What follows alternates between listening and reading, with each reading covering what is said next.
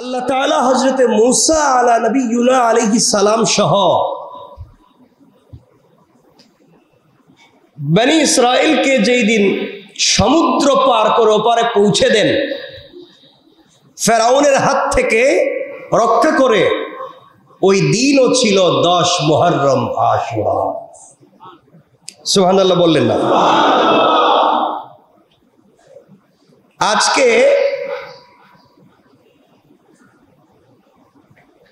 যেহেতু মায়েরা আছেন, বোনেরা আছেন, আমরা এই কথাগুলো খুব সংক্ষেপ করে কথা বলে আমরা আরো কিছু কথা শুনবো ইনশাআল্লাহ। আশুরার দিন মুহররমের 10 তারিখ আল্লাহর কাছে সম্মানিত হওয়ার পিছনে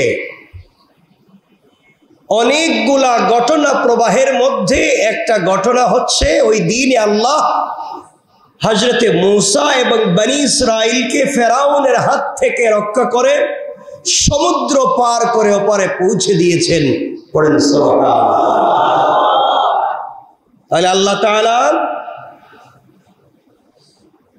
এই দিনকে ভাঙ্গা গড়ার দিন হিসাবে দুনিয়ার জমিনে প্রেরণ করেছেন। হযরতে মূসা আলাইহিস সালাতু ওয়াস সালাম হচ্ছেন বনি ইসরাইলের একজন জবরদস্ত নবী, বড় একজন নবী এবং রাসূল। হযরতে মূসা আলাইহিস সালাতু ওয়াস সালাম বসবাস করতেন মিশরে। কোথায়? কোথায়? মিশরে। আল্লাহ চাইলে যে কাউকে যে কোনো জায়গা থেকে উঠিয়ে নিয়ে আসতে পারেন, না পারেন না?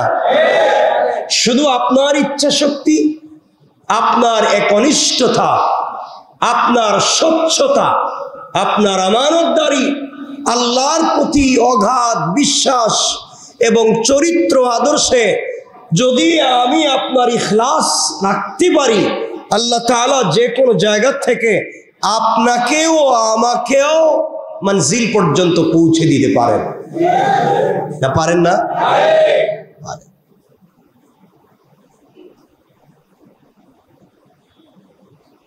হযরতে মূসা আলাইহিস সালাতু ওয়াস সালাম মানুষকে আল্লাহর একত্ববাদের দিকে ডাকতে লাগলেন, এক আল্লাহর তাওহীদ এবং তার রিসালতের প্রতি মানুষকে ডাকতে লাগলেন।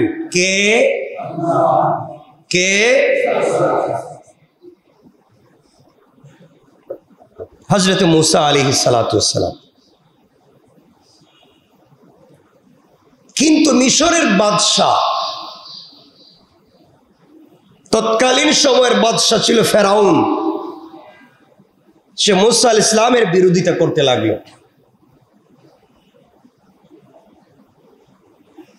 কারণ এই ফেরাউন এত বড় অহংকারী ছিল, যে কোনো ব্যক্তি যদি অহংকার করে, দাম্ভিকতা দেখায়, আল্লাহ তাআলা তাকে মাটির সাথে মিশিয়ে দিতে পারে। সুতরাং চলার পথে আমিত্ব অহংকার বুদ্ধকে নিজেই মাটির সাথে মিশিয়ে দিতে হবে। মিশরের পরাক্রমশালী মহা ক্ষমতাবান বাদশার নাম ফেরাউন, যে বলেছিল আনা রব্বুকুমুল আলা, সে নিজেকে আল্লাহ দাবি করেছিল, মানুষকে তার উপাসনার জন্য বাধ্য করত। মূসা আলাইহিস সালাম তাকে অনেক বুঝালেন যে পৃথিবীতে আল্লাহ ছাড়া আর কেউ নাই, একমাত্র ইবাদতের যোগ্য হচ্ছেন আল্লাহ। আল্লাহ হলেন এমন এক সত্তা যাকে কেউ সৃষ্টি করেনি, তিনি সবকিছু সৃষ্টি করেছেন। তিনি নিজেই অনন্তকাল থেকে আছেন, অনন্তকাল থাকবেন। তিনি আসমান জমিন এবং যা কিছু আছে সব সৃষ্টি করেছেন। তিনি অসীম শক্তিশালী, ক্ষমতাবান। সুতরাং ইবাদত পাওয়ার যোগ্য একমাত্র কে?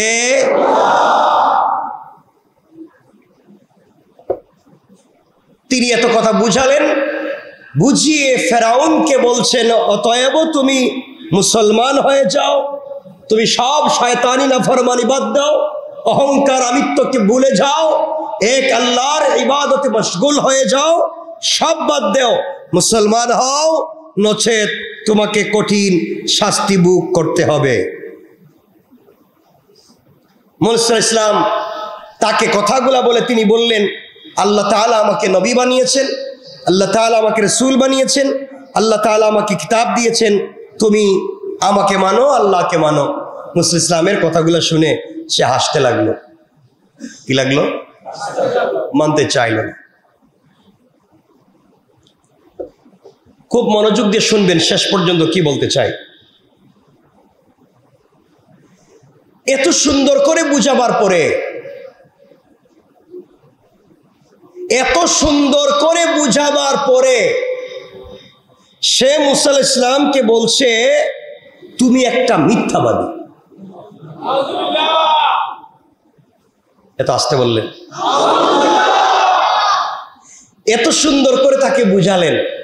বুঝাবার পরে সে তো বুঝবার কথা ছিল, বুঝতো মানলই না, উপরন্তু সে হজরতে মুসা আলাইহিস সালাতু ওয়াস সালামকে বলতে লাগছে যে হজরতে মুসা কি বলতেছেন? মিথ্যা বলেন না, কি বলতেছেন? এই দুনিয়ার জমিনে দেখবেন মুসার রাগ কম না বেশি? এত আসতে বলেন কেন? এর অর্থ দাঁড়াচ্ছে সৎ লোকের কথায় রাগ বেশি থাকে। কথা বলেন না কেন? মুসা কি সৎ না অসৎ? সবাই বলা লাগবে। সুতরাং সৎ লোকের কথায় রাগ বেশি থাকে, তাই অধিকাংশ লোক তাকে পছন্দ করে না। আর মিথ্যুকের কথায় রস বেশি থাকে, এজন্য অধিকাংশই লোক তার প্রিয়জন হয়ে যায়। কথা কি বুঝতে পেরেছি? মুসা আলাইহিস সালাম সৎ, রাগ বেশি, আর ফেরাউন মিথ্যুক, শুধু অসৎ না মিথ্যুক। এর জন্য তার আশেপাশে লোক বেশি। হ্যাঁ, তার পাশে পেয়েছে অনেক বড় শয়তান নাফরমানদেরকে পেয়েছে, কিন্তু শেষ পর্যন্ত আল্লাহ তাআলা জিতিয়ে দিয়েছেন কাকে? কেন? মুসা ছিলেন সত্যবাদী। এজন্য আপনাকে আমাকে চলার পথে মনে রাখতে হবে, যাই ঘটুক না কেন আমি যেন ইস্তেকামত থাকি। আমি যেখানে আছি সেটা যদি সত্য হয়, আমি যে কাজের উপরে আছি, আমি যে কর্মের উপরে আছি সেটা যদি সত্য হয়, আমি এখানেই থাকবো। আজ না হয় কাল আল্লাহ তাআলা এই জায়গার ভিতরে বরকত দিবেন। পড়েন সুবহানাল্লাহ। এটা হচ্ছে একটা সূত্র। আমি আরো কথা বলবো, কথা তো অনেক, কথা বলতে গেলে তো অনেক কথাই বলতে হয়, সব কথা তো আর সময় কুলায় না। এখান থেকে আমরা বুঝতে পারলাম, আরেকটু আপনাদেরকে পরিষ্কার করে দেই। মুসা আলাইহিস সালাতু ওয়াস সালাম, মুসা আলাইহিস সালাতু ওয়াস সালামের বিরুদ্ধে আল্লাহ রাব্বুল ইজ্জত ওয়াল জালাল একবার পৃথিবীর জমিনে বললেন ফেরেশতাদেরকে, যাও পুরা দুনিয়াকে তোমরা উল্টে ফেলো, হত্যা করে ফেলো। তারা পৃথিবীতে এসে দেখলেন একজন বুজুর্গ আল্লাহর ওলি সারাদিন রোজা রাখেন, ইতিকাফের নিয়তে বসে থাকেন, সারা রাত আল্লাহর ইবাদত করেন। আল্লাহর কাছে ফেরেশতারা বলছেন, আল্লাহ তোমার জমিনে এত বড় বুজুর্গ থাকতে তুমি জমিন ধ্বংস করে দিতে চাচ্ছ কেন? আল্লাহ বলছেন, পুরা জমিনে তো জুলমে ভরে গিয়েছে, আর এই লোকটা এত ভালো মানুষ বসে রয়েছে, তোমরা এর আগে পিটাও। কথা বলেন না কেন? কারণ জুলুমের সময়, যেই সময় জুলুম হয়, জুলুমের সময় যদি তুমি নিরপেক্ষ থাকো তাহলে তুমি জালিমের পক্ষ নিয়েছ। কথা বলেন না কেন? জুলুমের সময় যদি নিজেকে নিরপেক্ষ রাখো, তোমার আবার কিসের নিরপেক্ষতা? জুলুমের সময় যদি মাজলুমের পক্ষ না নিয়ে, জুলুমের সময় মাজলুমের পক্ষ না নিয়ে যদি তুমি নিরপেক্ষ থাকো, তাহলে তুমি প্রকাশ্য এবং অপ্রকাশ্যে জালেমের পক্ষ নিয়েছো। ঠিক কিনা বলেন? হযরতে মুসা আলাইহিস সালাতু ওয়াস সালাম দুনিয়ার জমিনে দাওয়াত দিলেন। আল্লাহ তাআলা যারা মুসার পক্ষ নিল না, নিরপেক্ষতা বজায় রাখতে চাইলো, আল্লাহ বলছেন এদেরকে পিটাও। যখন আল্লাহ দুনিয়া ধ্বংস করার জন্য ফেরেশতা পাঠালেন, এসে বললেন একজন লোক তো ইবাদত করে, আল্লাহ বলছেন ওরে আগে পিটাও। ও কেন শুধু আমার ইবাদত করবে, আর পাবলিককে কেন দাওয়াত দিল না? সে শুধু জান্নাতে যেতে চায়, পাবলিককে কেন এই পথে নিয়ে আসলো না? এমন নিরপেক্ষ আমার ওলির দরকার। আপনারা কেমন পক্ষ? কিছু বলতেছেন? আপনারা নিরপেক্ষ। ফিরিস্তারা কিন্তু নিরপেক্ষ না। জাহান্নামে কিয়ামতের দিন বুঝবেন ফিরিস্তারাও কিন্তু একটা পক্ষের লোক। কোন পক্ষের? আস্তে আস্তে বললেন যে মনে রাখেন, ফেরেশতারাও কিন্তু একটা পক্ষের লোক। হেরা নিরপেক্ষ না, হেরা ইচ্ছা মতো পিটাইব, কাউরে পিটাইব আর কাউরে খাবার দিব। ঠিক আছে তো? আল্লাহ আমাদেরকে হেফাজত করুক। সবাই বলেন আমিন। আর একটু জোরে বলেন আমিন। সমাজটা আজকে এত কষ্টের হয়ে গিয়েছে, এই যে দুঃখের কথা মনে হয়ে গেল বলে ফেলতেছি। আজকে আপনি উকিলের কাছে যাবেন, পরামর্শ ফি আছে না নাই? উকিলের কাছে একটা মামলা নিয়ে যাইবেন, সিনিয়র উকিলের কাছে দরজায় লেখা দেখবেন পরামর্শ ফি 5,000, 10,000, 50,000ও আছে মনে হয় ফি, 1 লাখও আছে। ফি আছে না? উকিলের কাছে গেলে পরামর্শ ফি লাগে, ডাক্তারের চেম্বারে গেলে লাগে না? উকিলের চেম্বারে পরামর্শ ফি আছে, ডাক্তারের চেম্বারে আছে না নাই? ইঞ্জিনিয়ারের চেম্বারে আর হুজুরের ফতোয়ার চেম্বারে এখানে টাকা লাগবে। এটা কোন সম্পূর্ণ ফ্রি, হুজুর ফ্রি সার্ভিস দিবে। ইঞ্জিনিয়ারের পরামর্শের বিল আছে, ব্যারিস্টারের পরামর্শের বিল আছে, উকিলের পরামর্শের বিল আছে, ইঞ্জিনিয়ারের পরামর্শের বিল আছে, আর ফতোয়ার সময় সম্পূর্ণ হুজুরের ফতোয়া ফ্রি। এরপরে হুজুরদেরকে বলে ধর্ম ব্যবসায়ী। ব্যবসাটা করলো কে? কথা বলেন না কেন? ব্যবসাটা করলো কে? হুজুর ফ্রি সার্ভিস দেওয়ার পরে হুজুর ধর্ম ব্যবসায়ী। আস্তে আস্তে বলতেছি, কম কম বলতেছি তো, বেশি বলতেছি না। এজন্য হুজুররা ধর্ম ব্যবসায়ী আসতে বলতেছেন কেন? সব ফিরি ফিরি পাচ্ছেন, এরপরে হুজুরকে বলবেন ধর্ম ব্যবসা করে, সব হুজুররা নিয়ে নেয়। এ কথাগুলো আর বলা যাবে? যাই হোক, হযরতে মুসা আলাইহিস সালাতু ওয়াস সালাম কি অপবাদগুলো দিতে শুরু করেছিল ফেরাউন। কে দিতে শুরু করেছিল? ফেরাউন। দুনিয়ার জমিনে আপনি যদি কোনো কারণে, আমার মায়েদেরকে বলছি, বোনদেরকে বলছি, ভাইদেরকে বলছি, আপনি যদি আপনার রূপের অহংকার করেন, আপনি যদি আপনার সৌন্দর্যের অহংকার করেন, আপনি যদি আপনার চাকচিক্য জৌলসের অহংকার করেন, তাহলে নিভে যাওয়া, নষ্ট হয়ে যাওয়া এটা গোলাপ ফুলের দিকে দেখেন, দেখতে অনেক সুন্দর, ঘ্রাণও কম না, যখন ফুটা হয়ে যায় তখন কেউ তাকে ধরে না। সুতরাং আপনার রূপ, আপনার সৌন্দর্য আজ আছে, আপনার মানুষের অভাব পাবেন না, ভালোবাসার মানুষের অভাব পাবেন না। এই অস্তিত্ব, রূপ, যৌবনের ভালোবাসা শেষ হয়ে গেলে আপনার দিকে তাকাবার মতো রাস্তার লোকও পাবেন না। রব বলেছেন, যে কোনো বয়সের, যে কোনো সময়ের হও, আমার দিকে তাকাও, আমি রব তোমাকে কোনো কালেই ভুলে যাব না। এই দুনিয়ার জমিনে যাদের ক্ষমতা আছে, ক্ষমতার পাওয়ার আছে, আপনারা একটু কষ্ট করে মৃত প্রায় পড়ে গেছে সিংহ, একটা মৃত বিশাল বড় শক্তিশালী বাঘ, পুরা জঙ্গলের প্রাণীরা যাকে ভয় পায় সিংহ, এমন একটা বিষাক্ত একটা সিংহ যার একটা থাপ্পড়ে শত শত প্রাণীরা ধ্বংস হয়ে যায়, এমন একটা সিংহ মরা যদি এখানে পড়ে থাকে, যার একটা হুঙ্কারে পুরা বন খালি হয়ে যেত, এখানে যদি পড়ে থাকে তাহলে পিঁপড়াও তারে খায়। কথা বলেন না কেন? মনে রাখবেন, ক্ষমতা চলে গেলে, পাওয়ার আর অস্তিত্ব চলে গেলে পিঁপড়াও খেতে পারে, তখন পিঁপড়া তাড়াবার সুযোগ থাকবে না। এই জন্য সবকিছুর পরে ভরসা করতে হবে একজনের উপরে, তিনি কে? আল্লাহ পারবেন সব কিছু ঠিক করে দিতে হবে। এ কথাই বুঝাতে চাই, ফেরাউন তার ক্ষমতা, তার প্রভাব, তার পাওয়ারের অহংকার করে আনা রাব্বুকুমুল আলা, নিজেকে রব বলেছে। আল্লাহ বলেছেন, একটু থামো, তোমারে পরীক্ষা করতেছি, এখনো সুযোগ আছে, তওবা করো, ভুল পথে গিয়েছে তওবা করো, যদি না ফিরে আসতে পারো এমন শাস্তি দিব, কিয়ামত অবধি পাবলিকের কাছে তোমাকে রেখে দিব। এই শাস্তিটুকুন আল্লাহ দিতে চায়। আমি কি বোঝাতে পারতেছি না? আমার কথা কষ্ট পাচ্ছেন আপনারা? কষ্ট নিয়েন না। সুতরাং মনে রাখবেন,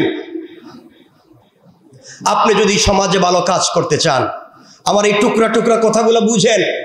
আপনি যদি সমাজে সফল হয়ে যান, আপনি সমাজে যদি প্রতিষ্ঠিত হন, আপনি যদি ভালো কাজ করেন, মনে রাখবেন দুশ্মন বাড়াবার জন্যে, সমাজে দুশ্মন বাড়াবার জন্য খারাপ কাজ করা লাগবে না। আপনি ভালো কাজ করে যান, এমনিতেই কিছু লোক আপনার দুশ্মন হয়ে যাবে। কারণ আপনার সফলতা কিছু লোকের অ্যালার্জি। আসতে বললেন যে এটা কি মিথ্যা কথা? এজন্য আপনি আপনার কাজ করে যান, আপনি আপনার পথে চলতে থাকুন, আপনি নিজেকে নিজের মতো করে আল্লাহ রব্বুল ইজ্জত ওয়াল জালাল যেভাবে বলেছেন সেভাবে নিজেকে তৈরি করুন। মনে রাখবেন এই পৃথিবীতে, আবারও বলছি, আবারও কথাটা বলছি, এই পৃথিবীতে আপনি যদি কোনো অযোগ্য ব্যক্তিকে যোগ্য বানান, তাহলে সেই ব্যক্তি যোগ্য হয়ে প্রথমেই আপনাকে অযোগ্য ঘোষণা করবে।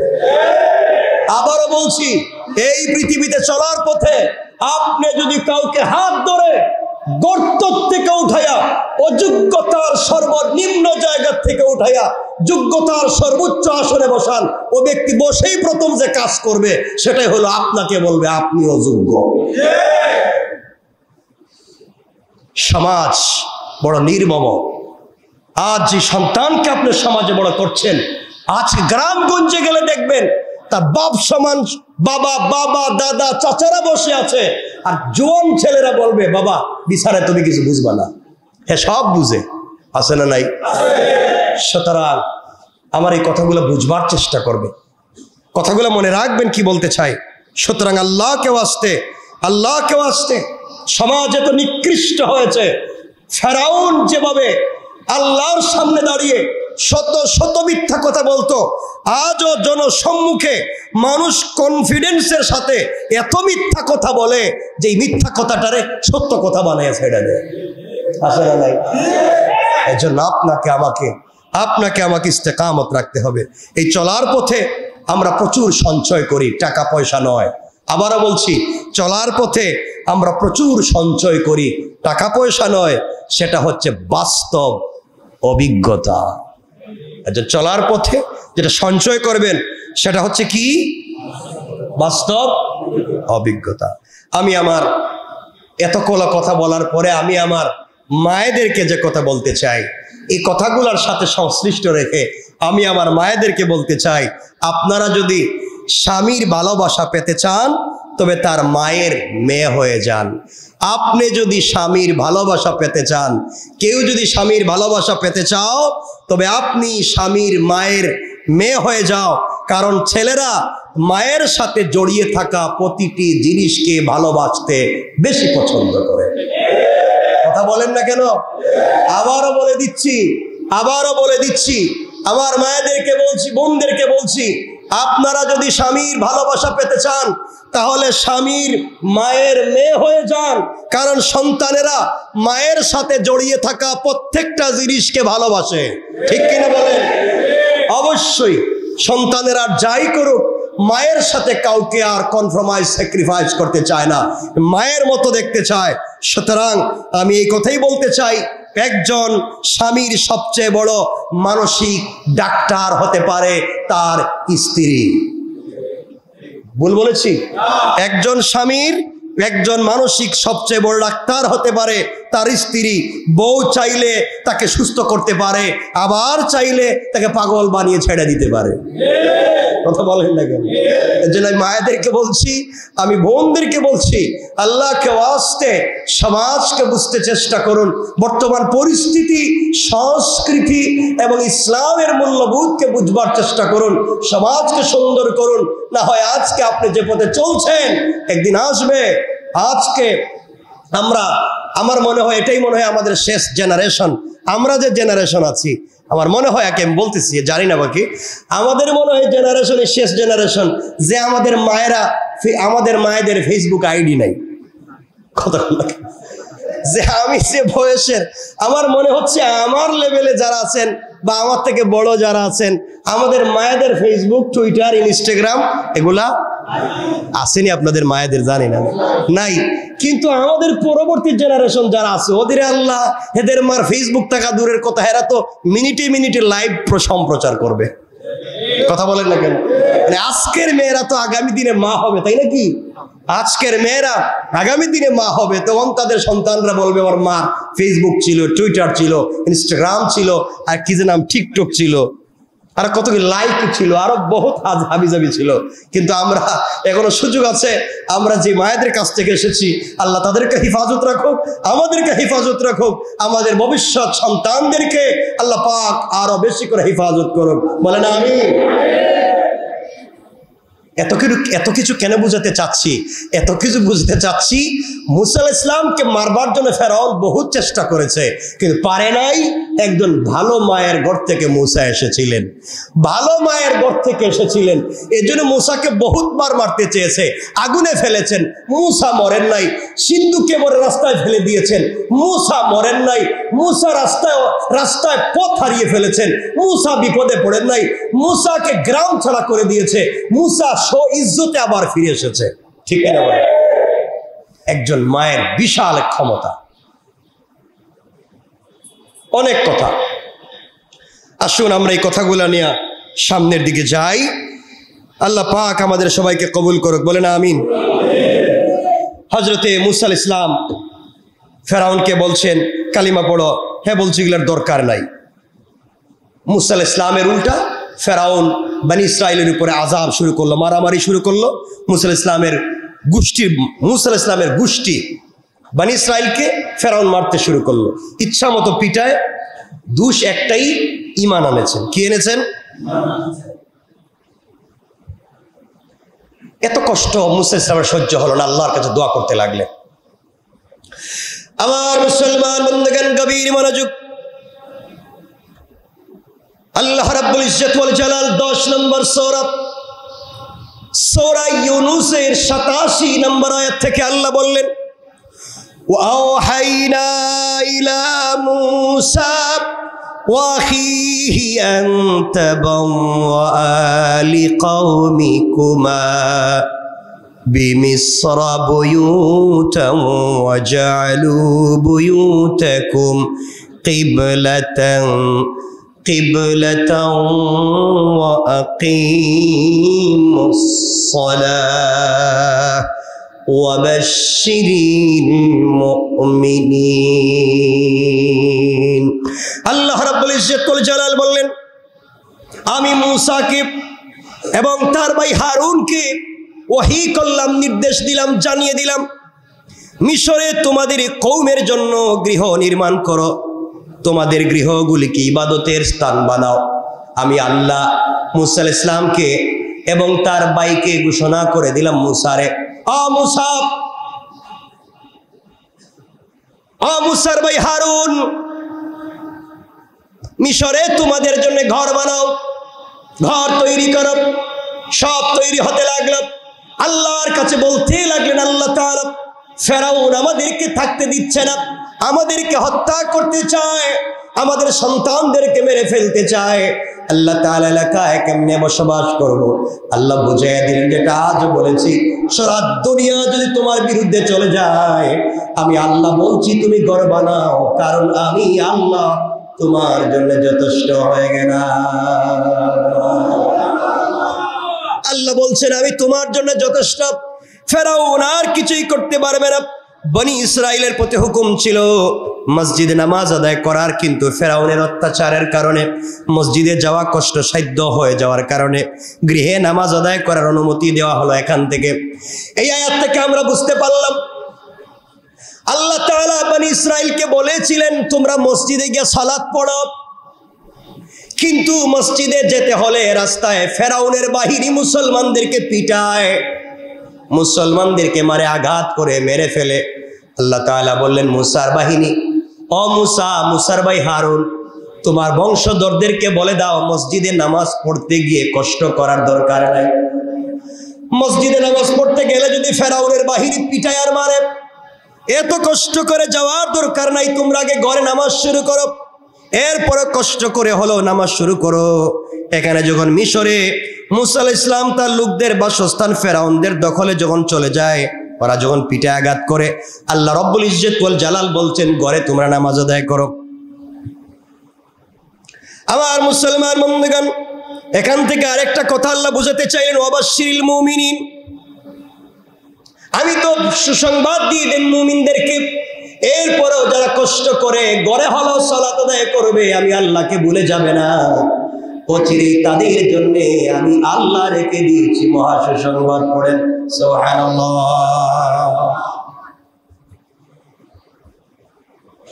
আল্লাহ রাব্বুল ইজ্জত ওয়াল জালালের পরে হঠাৎ করে একদিন মুসা আলাইহিস সালামকে জানিয়ে দিলেন, কোরআনে কারীমের 44 নম্বর সূরা, সূরা দুখানের 23 নম্বর আয়াত থেকে আল্লাহ বললেন, ফাআসরি বিইবাদি লাইলান ইন্নাকুম মুত্তাবাউন।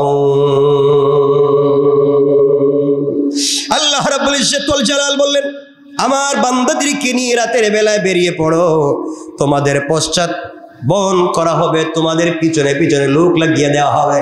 ও মুসা, ও হারুন, যারা সালাত আদায় করেছে, যারা আমি আল্লাহকে ভয় করে নিজের ঘরেও সালাত পড়েছে, আমার ওদের খেয়ালত করে নাই, আমি আল্লাহকে ভুলে যায় নাই, ফেরাউন বহুত নির্যাতন করেছে, বহুত আঘাত করেছে, এরপরও যারা আমাকে ছেড়ে দেয় নাই, ও তাদেরকে ঘর থেকে নিয়ে বের হয়ে যাও, তাদের তোমাদের পিছনে লোক লাগিয়ে দেওয়া হবে। আমি আল্লাহ বলে দিলাম, মুসা ভয় পাইও না, রাত্রবেলা হাজার হাজার বনি ইসরাইল নিয়ে আমি কোথায় যাব চিন্তা করো না, আমি বলছি বের হয়ে যাও, তোমাদেরকে হিফাজতে পৌঁছে দেওয়ার স্বয়ং জিম্মাদার আমি আল্লাহ। কেমন আল্লাহ চিন্তা করেন। এই আয়াত, এই কথা ঘোষণা হয়ে যাওয়ার পরে কষ্ট হচ্ছে আপনাদের? হযরতে মুসা আলাইহিস সালাতু ওয়াস সালাম বনি ইসরাইলকে নিয়ে মিশর থেকে সিরিয়ার দিকে বের হয়ে পড়লেন। রাত্রবেলা ঘর থেকে বের হলেন, বনি ইসরাইলদেরকে নিলেন, বের হয়ে গেলেন, মিশর থেকে সিরিয়ার দিকে যেতে লাগলেন। ফেরাউন তাদের মিশর থেকে বাহির হয়ে যাওয়ার খবর শুনতে পেয়ে অত্যন্ত পেরেশান। এই খবর ছড়িয়ে পড়ল, ফেরাউন জানতে পারল মুসা বনি ইসরাইলকে নিয়ে মিশর ছেড়ে দিয়ে চলে যাচ্ছে। খবর জানতে পেরে সে অতি দ্রুত বিশাল সেনাবাহিনী নিয়ে বনি ইসরাইলকে সমূলে বিনাশ করে দেওয়ার জন্য পিছনে পিছনে ছুটলো। কথাগুলো আবার বলছি, শুধু ঘটনা বলার জন্য ঘটনা বলছি না, এখান থেকে হিকমত এবং শিক্ষাটা গ্রহণ করবেন। বিশাল এক বাহিনী, ফেরাউন পুরা দুনিয়ার ক্ষমতাধর বাদশাহ, সে যখন জানতে পারলো বনি ইসরাইলকে নিয়ে মুসা চলে যাচ্ছেন মিশর থেকে সিরিয়ায়, খবর পাওয়ার পরে হাজার হাজার লক্ষ লক্ষ সেনাবাহিনী নিয়ে মুসা আলাইহিস সালামকে ধরবার জন্য বের হয়ে গেল। সূর্য উদয়ের সময় বনি ইসরাইলের কাছাকাছি এসে পড়ল। সারা রাত মুসা আলাইহিস সালাম তার বনি ইসরাইল নিয়ে সফর করলেন। সূর্য উদয় হয়ে যায়, সকাল হয়ে গিয়েছে, সূর্য উঠে যায় এমন সময়ে বনি ইসরাইলের পাশাপাশি ফেরাউনের বাহিনী চলে আসলো। একটা বর্ণনায় পাওয়া যায় 16 লক্ষের অধিক সৈন্য, আর বনি ইসরাইল শিশু মহিলা বাদ দিয়ে মাত্র 4 লক্ষ। আমার বন্ধুগণ, ফেরাউন নিয়ে বাইর হইছে কত লাখ? 16 লাখ। ফেরাউন কত লাখ নিয়ে বাইর হইছে? 16 লাখ সেনাবাহিনী নিয়ে ফেরাউন বের হয়েছে মুসাকে ধরবে। আর মুসা আলাইহিস সালাম নারী শিশু বাদ দিয়ে নিরীহ মানুষ আছে তার সঙ্গে 4 লাখ। কয় লাখ? 4 লাখ মানুষ, নিরীহ নিরস্ত্র 4 লাখ মানুষ, পিছনে 16 লাখ, হাঁটলেই তো মেরে ফেলবে। কথা বলেন না কেন? অস্ত্র নাই, খাবার নাই, কিছু নাই, হাঁটতে লাগলেন। আমার বন্ধুগণ, পিছনে ফেরাউনের বিশাল দাঙ্গাবাজ বাহিনী। বনি ইসরাইল দেখে ভয় পেয়ে গেল, মুসার কাছে গিয়ে বলছে, মুসা তোমার কথায় ঘর বাড়ি ছেড়ে বের হলাম, যার ভয়ে যে আমাদেরকে মেরে ফেলবে, যার ভয়ে বের হয়েছি, সে আমাদের পিছনে চলে এসেছে। এখন কোথায় যাব? আমাদের যে যাওয়ার জায়গা নেই, আমাদেরকে মেরে ফেলবে। মুসা আলাইহিস সালাম চিন্তায় পড়ে গেলেন।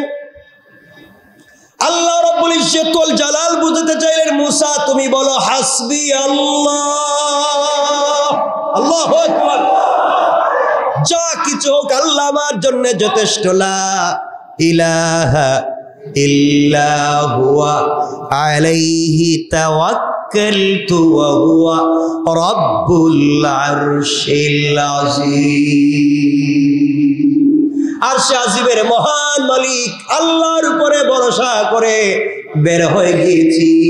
16 লক্ষ কেন 16,000 লক্ষ কোটিও যদি হয়ে যায় আমার আল্লাহ আমাকে হেফাজত করবেন। পড়েন সুবহানাল্লাহ। আমার বন্ধুগণ চলতে লাগলেন। ফেরাউন মুসার লোকেরা বলতে লাগলো, মুসা ধরা পড়ে যাব, কি করব? আমাদের পিছনে তো ফেরাউন চলে এসেছে, কি করব? সামনে যেতে লাগলেন। যেতে যেতে দেখেন সূর্য উদয় হয়ে যায়, পিছন দিকে ফেরাউন, সামনের দিকে বিশাল সমুদ্র। কই যাবেন?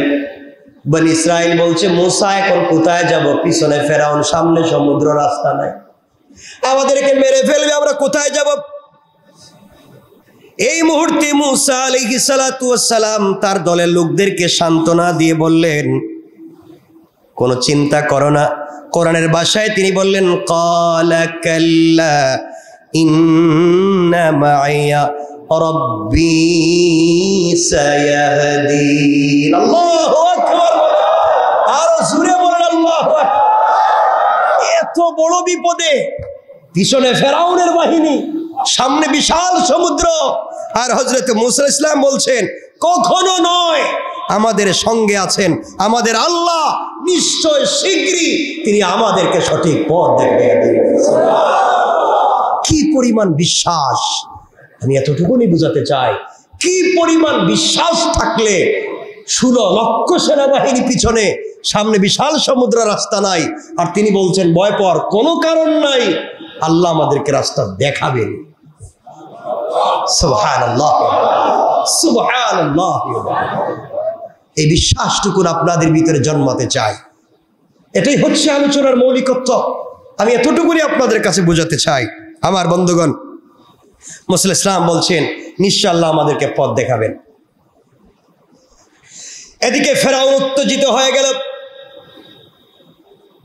রাগান্বিত হয়ে উত্তেজিত হয়ে, ঘোড়া নিয়ে, খচ্চর নিয়ে, গাদা নিয়ে, তরবারি নিয়ে, তীর নিয়ে, ধনুক নিয়ে, নেজা নিয়ে মুসা আলাইহিস সালামের বাহিনীকে হত্যা করবার জন্য যখন চলে এসেছে কাছাকাছি, এই কঠিন মুহূর্তে আল্লাহ পাক রব্বুল ইজ্জত ওয়াল জালাল মুসাকে কি নির্দেশ দিলেন দেখেন। মুসা যখন দেখলেন আর যাওয়ার জায়গা নাই, এখন একমাত্র কে আছেন? আল্লাহ। একমাত্র আল্লাহর দিকে ফিরে যাওয়া লাগবে। সামনে সমুদ্র, পিছনে বাহিনী, আর ভাগার জায়গা নাই। একমাত্র বাঁচাতে পারবেন অলৌকিকভাবে আল্লাহ তাআলা। এবার আল্লাহ তাআলা ঘোষণা করে দিলেন মুসা আলাইহিস সালামকে। কোরআনে কারীমের 26 নম্বর সূরা, সূরা শুআরার 63 নম্বর আয়াত থেকে আল্লাহ বললেন, ফাওহাইনা ইলা মুসা আন ইদরিব বিআসাকাল বাহরা ফানফালাকা ফাকানা কুল্লু ফিরকিন কাত্তাউদিল আযীম। আল্লাহ রাব্বুল ইজ্জত ওয়াল জালাল জানায়া দিলেন, মুসার প্রতি ওহী করলাম, তোমার লাঠি দ্বারা সমুদ্রে আঘাত করো, তা বিভক্ত হয়ে প্রত্যেকটা বাঘ বিশাল বিশাল পাহাড় সদৃশ হয়ে গেল। আল্লাহ তাআলা বুঝাতে চাইলেন সমুদ্রের পানি চিরতরে 2 ভাগ হয়ে যাওয়ার মতো ছোট্ট একটা ঘটনা আল্লাহ বলতে চান। মুসা যখন দেখলেন কিছুই নাই, মুসার হাতে আছে একটা লাঠি, আল্লাহ বলেন, মুসা ওই লাঠি দিয়ে তুমি সাগরের মধ্যখানে তুমি আঘাত করো। পড়েন সুবহানাল্লাহ। চিন্তা করতে পারছেন? পিছনে ফেরাউনের বাহিনী, সামনে সাগর, রাস্তাঘাট নাই। আপনি একজনকে বলছেন, ভাই আমার পিছনে হাজার হাজার লোক আমারে পিটাচ্ছে, সামনে সাপ বিচ্ছু, কোথায় যাব? আপনি বললেন সামনে সাপ বিচ্ছু, সামনে গর্ত, সামনে আগুন, পিছনে তোমার বিরুদ্ধে লোক লাঠি সুটা নিয়ে আসতেছে, তুমি আর কই যাইবা? এখানেই যা আছে সামনের দিকে যাও। পাগল বলবে না লোক? একজন লোক বলতেছে, ভাই পিছন দিকে হাজার হাজার লোক আমাকে মারবার জন্য আসতেছে, সামনে সাপ বিচ্ছু গর্ত, আমি কই যাইব? আপনি বলেন একটা 5 টাকা দিয়ে পান কিনে বসে বসে খাও। সে আপনারা কি বলবে? আপনি দুষ্টামি করতেছেন না? যে আমি কি বিপদে আছি, হে আমার পান খাওয়ার ওয়াজ করতেছে। মুসা আল্লাহর কাছে বলছেন, আল্লাহ পিছনে ফেরাউনের বাহিনী আর সামনে সাগর, আমি কই যাব? আল্লাহ বলছেন, লাঠি আছে না? আছে তো, লাঠি দিয়ে পানিতে একটা বাড়ি দাও। আল্লাহু আকবার। কোনো যুক্তি ধরে না, অস্ত্র নাই, সেনাবাহিনী নাই, কিচ্ছু নাই, বাঁচবার পথ নাই। আমি আল্লাহর কাছে বলছি, আল্লাহ আমি যাবো কই? আল্লাহকে লাঠি দিয়ে পানিতে মারো। বলার কথা ছিল ফেরাউনের মাথায় মারো। কথা বলেন না কেন? যুক্তি এটা না। যুক্তি হচ্ছে তুমি পিছনে ঘুরো, ফেরাউনের মাথায় একটা বাড়ি দাও, আল্লাহকে পানিতে বাড়ি দাও। মুসা বনি ইসরাইল কি বলছেন? বনি ইসরাইল আল্লাহর কাছে বললাম কই যাব? আল্লাহকে পানিতে বাড়ি দাও। হেরাকে খাইছে। এবার আল্লাহ কি শুরু করছেন বুঝতেছে। আমাদের যুক্তি ধরছে না, কিন্তু আল্লাহ বোঝাতে চান এটাই আমার হিকমা। আল্লাহ আপনার যুক্তি ধরুক, আপনার বুঝে ধরুক আর না ধরুক, আল্লাহ সিদ্ধান্ত নেন। আপনি হয়তো বুঝেন নাই, দেরিতে হলেও বুঝবেন। ঠিক কিনা? আমার বন্ধুগণ, হযরতে মূসা ইসলাম পানিতে আঘাত করলেন। কি করলেন? পানিতে আঘাত করলেন। পুরা পানি পাহাড়ের মতো দুই সাইডে সরে গিয়ে বিশাল রাস্তা হয়ে গেল। আল্লাহু আকবার। কোন কোন বর্ণনায় পাওয়া যায় 12টা রাস্তা হয়ে গিয়েছে। কারণ বনি ইসরাইল ছিল 12 ভাই, তো 12 গ্রুপ, একটা আরেকটার সাথে মিলে নাই, আলাদা রাস্তা লাগবো। আল্লাহ চিন্তা করছেন বনি ইসরাইল তো আরেকটা রাস্তা যাইতো না, রাস্তা আলাদাই করে দিই। আমার বন্ধুগণ, হযরতে মূসা ইসলাম তার বাহিনী নিয়ে আস্তে আস্তে করে সবাই নিয়ে তিনি চলে গেলেন। ফেরাউনের বাহিনী এসে দেখলো কি চমৎকার রাস্তা। আর এই রাস্তা তো আমরা বানাই নাই। এটা বানাইলো কে? কোন কোম্পানি বানিয়ে দিয়ে গেল? কোন দেশের পাবলিক এই কাজটা করলো? বিশাল সমুদ্রের মধ্যখানে রাস্তাঘাট, আমরা তো জিন্দেগি তো দেখি নেই। এরা ফ্রি ফ্রি সার্ভিস তো সবাইকে উঠছে। আল্লাহু আকবার বললেন না? তারা ফেরাউন সবার সামনে বিশাল বাহিনী নিয়ে সবাই নামছে। তারা নামছে, এদিকে হযরত মূসা ইসলাম উঠে গিয়েছেন, নদী পার হয়ে চলে গিয়েছে। ফেরাউনের বাহিনী যখনই নামছে, আল্লাহ তাআলা পানিরে বলছেন, ব্যাপার কি দাঁড়াই আছো কেন? আল্লাহ এখন কাজ কি, আগে যেভাবে ছিল এভাবেই হয়ে যাও। আল্লাহু আকবার। আগে যেভাবে ছিল এভাবেই হয়ে যাও।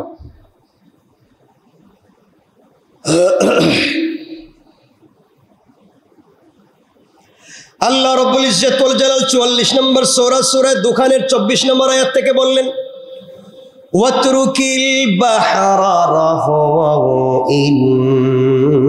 ইন্নাহুম জুনদুম মুগরাকুন। আল্লাহ রাব্বুল ইজ্জত ওয়াল জালাল সমুদ্রকে স্থির থাকতে দাও, ওরা এমন এক বাহিনী যা ডুবে মরবে, এই কথা বললেন। ফেরাউন সমুদ্রের মাঝ পথে যখন চলে আসলো, রাস্তা সুন্দর দেখতে পেয়ে তার দলবল নিয়ে রাস্তায় নেমে পড়ল।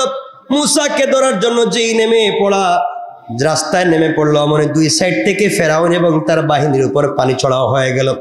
সমস্ত বাহিনী আল্লাহ পাকের গজবে ডুবে পড়ল। ফেরাউন মৃত্যুর সময় বলছিল কোরআনের ভাষায়, আল্লাহ পাকের ভাষায়, যখন দেখলো কি রে ব্যাপার, এত সুন্দর দেওয়াল দেখলাম, মধ্যখানে আসলাম, পানি দিকে উঠে গেল, সব ডুবে একবারে নাই। কি যে একটা মহা বিপদ। সে কেমন ক্ষমতাবান ছিল, নিজেরা কি বলতো? বলেন না, শুধু আল্লাহ, আনা রব্বুকুমুল আলা, আমি সবার বড় আল্লাহ। এত আসতে বললেন, কত বড় অহংকার চিন্তা করেন, কত বড় অহংকারী। হে, সবার বড় আল্লাহ। আল্লাহ বলে, ঠিক আছে আয়, এবার নদীতে আয়, দেখি খেলা হবে। আয়। হাসেন কেন? আবার হাসতেছেন। আমি তো আর কিছু বলি না। ঠিক আছে, আমার বন্ধুগণ বলছে আয়। আল্লাহ বলছে নদীতে আয়, দেখি আয়। সেটা তার বিশাল বাহিনী নিয়ে কার রাস্তা কার নদী খবর নাই, উঠছে, আল্লাহ পাক সব ডুবাই দিচ্ছে। এখন দেখছে সব তো মহা বিপদে পড়ছে, কি করবে এবার? আল্লাহ বলছেন কোরআনে কারীমের 10 নম্বর সূরা ইউনূসের 90 নম্বর আয়াত থেকে আল্লাহ বললেন, হাত্তা ইযা আদরাকাহুল গরাক ক্বালা আমানতু আন্নাহু লা ইলাহা ইল্লাল্লাযী আমানাত বিহি বানু ইসরাঈল ওয়া আনা মিনাল মুসলিমিন।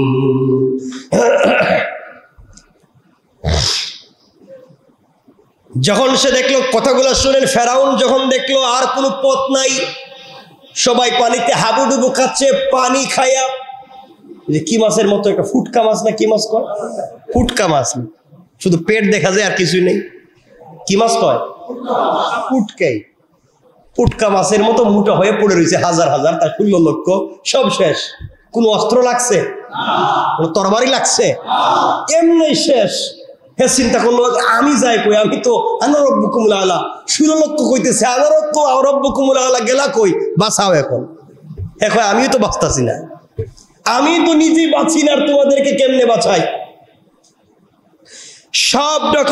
সব যখন ডুবে মরে যাচ্ছে, ফেরাউন যখন দেখলো আর নিজেকে বাঁচাবার পথ নাই, পরিশেষে ডুবন্ত অবস্থায় এমন সময় সে বলতে লাগলো, ইল্লাল্লাযী আমানাত বিহি বানু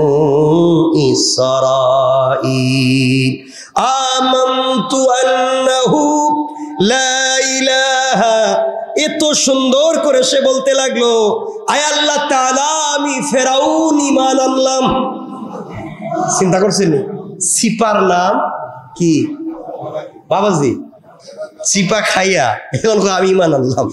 আল্লাহ কই এবার শয়তান, এবার মনে হইছে ঈমান আনলাম শুধু বলতেছে না, দেখেন না কত সুন্দর করে বলতেছে, আল্লাহর কাছে বলতেছে, আয় আল্লাহ তাআলা আমানাত, ক্বালা আমানতু, আমি ঈমান আনলাম, আন্নাহু লা ইলাহা ইল্লাল্লাযী আমানাত বিহি বানু ইসরাঈল, বনি ইসরাঈল যে আল্লাহর উপরে ঈমান আনছে, আমি হেই আল্লাহর উপরে আনছি।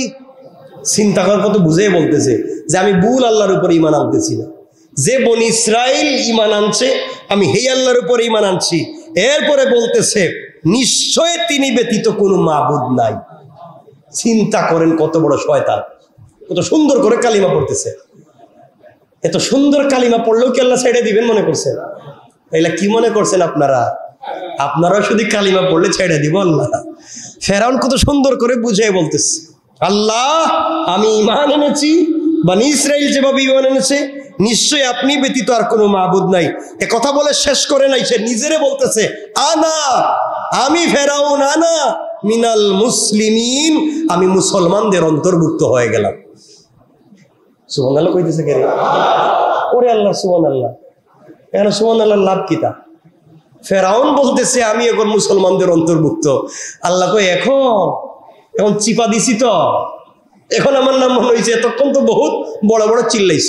এজন্য আল্লাহ কাউকে ধরবার আগে সোজা হয়ে যাওয়া লাগবে, ঠিক কিনা বলেন?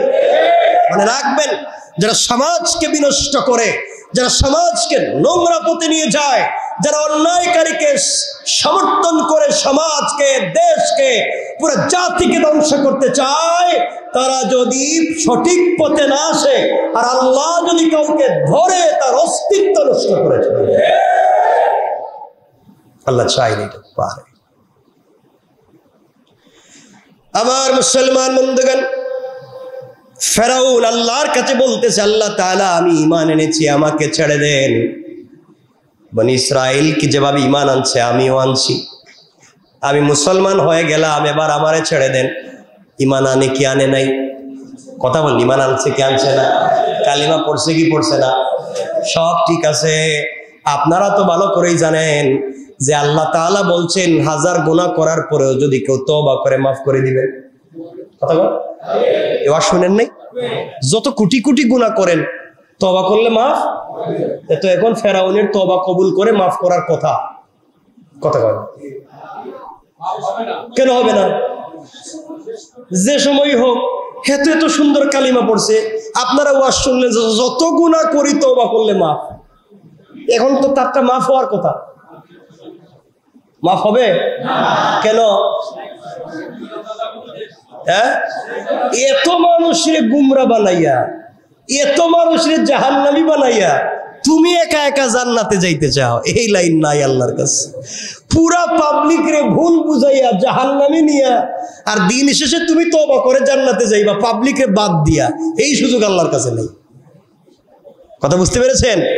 এই জন্যে যদি আমি শুধু ভুল হই, আমি শুধু অন্যায় করি, আল্লাহ হয়তো আমাকে ক্ষমা করে দিবেন, কিন্তু আমার কারণে যদি আরো হাজার লোক ভুল পথে যায়, তাহলে আমার তো আবার কাজ হবে না। ফেরাউনের এই দশা। আল্লাহ রাব্বুল ইজ্জত ওয়াল জালাল কোরআনে কারীমের 10 নম্বর সূরা ইউনূসের 91 থেকে 92 আয়াতে আল্লাহ তাআলা বলতে লাগলেন, আনা وقد عصيت قبل وكنت من المفسدين। আল্লাহ রাব্বুল ইজ্জত ওয়াল জালাল বলছেন, ও ফেরাউন, এতক্ষণে কি তোর হুঁশ হইছে? আল্লাহ বলছেন, এতক্ষণে আলান, এখন তোর হুঁশ হইছে। ইতিপূর্বে তো তুমি অমান্য করেছো এবং অশান্তি সৃষ্টিকারীদের অন্তর্ভুক্ত তুমি ছিলে। সমাজে অশান্তি সৃষ্টি করেছো, নোংরামি সৃষ্টি করেছো। এত অন্যায় নোংরামি করে এখন তওবা করলে আর কাজ হবে না। এখন বুঝতে পারছেন কি আপনারা? আর আপনারা যদি, আমরাও যদি অশান্তি করি, নোংরামি করি, আর রাত্রে ঘুম থেকে উঠে কই আল্লাহ এখন তাহাজ্জুদের সময় মাফ করো, আল্লাহকে ঘটনা কি? ঘটনা কি এখন? এজন্য ভুলটা যদি শুধু আমার হয়, আমাকে মাফ করে দেওয়ার সম্ভাবনা আছে। আর ভুল যদি আমার কারণে হাজার মানুষের হয়, তে হাজার মানুষকে ভুল বুঝে বিপদে নিছি, আমি তওবা করলে কাজ হবে না, হাজার মানুষকে ঠিক পথে আনতে হবে। এজন্য কথা খুব পরিষ্কার, কথা খুব চিন্তা করে বলতে হয়। আল্লাহ রাব্বুল ইজ্জত ওয়াল জালাল বললেন, শোন, তুমি যা বলতেছো এখন শোনো আমি কি বলি। আল্লাহ বলতে লাগলেন, ফালইয়াউমা নুনাজ্জিকা বিবাদানিকা লিতাকুনা লিমান খালফাকা আয়া ওয়া ইন্না কাসীরাম মিনান নাসি আন আয়াতিনা লাগাফিলুন। আল্লাহ রাব্বুল ইজ্জত ওয়াল জালাল বলছেন, আজ আমি তোমার দেহকে, তোমার বডিটাকে রক্ষা করব, যাতে তুমি তোমার পরবর্তীদের জন্য নিদর্শন হয়ে থাকো।